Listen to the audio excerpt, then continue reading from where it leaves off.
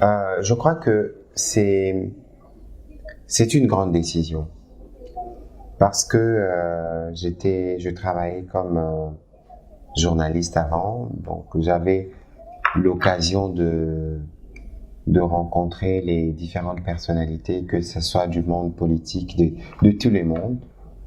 Et puis plus tard, je suis allé travailler au cabinet du Premier ministre. Et j'avais l'impression d'être dans deux mondes différents. Quand vous êtes journaliste, vous allez à la collecte, vous traitez, vous diffusez.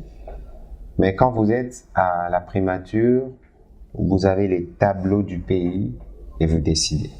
Et donc, au regard du tableau du pays que j'avais vu, je me suis dit que la tâche était énorme et que l'immensité de la tâche nous imposait d'avoir beaucoup d'énergie et d'énergie positive, de gens courageux, de gens qui viendraient avec des idées nouvelles et surtout avec une volonté d'agir pour commencer progressivement à résorber nos déficits. Je regardais les questions des jeunes, les questions des femmes, je regardais l'état du pays en termes d'infrastructure, en termes des défis, d'éducation et tout le reste.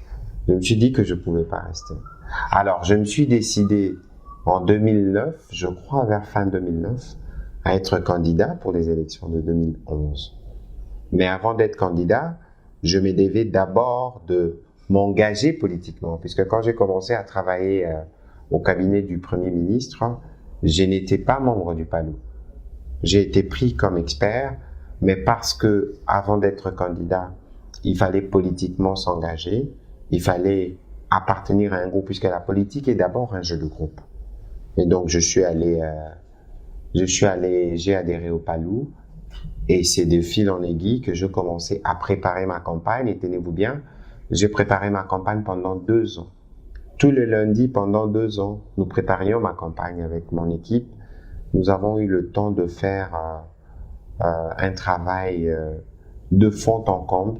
D'abord du point de vue de la connaissance de la circonscription que je devais représenter, parce que on ne s'élève pas un matin, on décide je serai candidat à une telle élection dans tel coin du pays sans se donner la tâche de comprendre d'abord l'environnement dans lequel vous voulez évoluer, les personnes que vous voulez représenter, comment vivent ces populations, quels sont leurs problèmes, quelles sont les solutions que vous pouvez proposer. Et donc, toutes ces questions ont été étudiées de fil en aiguille. Et le jour où je sortirai mon plan de campagne, je crois que beaucoup seraient surpris puisque c'est une pile de documents comme ça.